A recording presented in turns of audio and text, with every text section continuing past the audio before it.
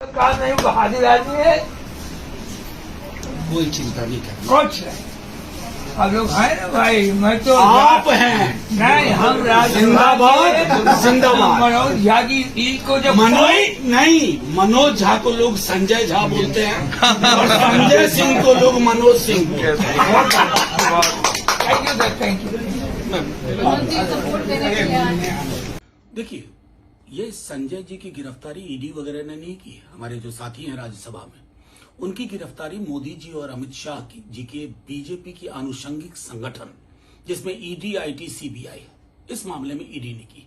स्याह दिनों का दौर शुरू हो चुका है।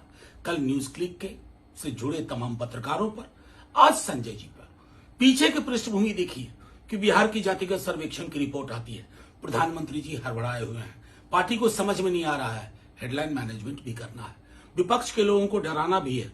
ये सिलसिला मैं जानता हूं हमारे प्रतिकार के बावजूद चलेगा, क्योंकि उनके राजनीतिक उपकरण अब उनके पास कुछ नहीं बचा। शब्द नहीं, भाव नहीं, कहने को कुछ नहीं, देने को कुछ नहीं, तो क्या करेंगे? विपक्ष के तमाम दलों को लोग बताएं कि क्यों विपक्ष के दलों को, एक एक नेता को लगातार टारगेट किया जा रहा है, डराने के लिए। तानाशाही के इस दौर में जो डर गया वो मर गया। तानाशाह खुद डरे हुए हैं और इस डर का प्रतिकार बहुत जल्द होगा, और वो कल, वो जो जल्द है वो बहुत जल्द है।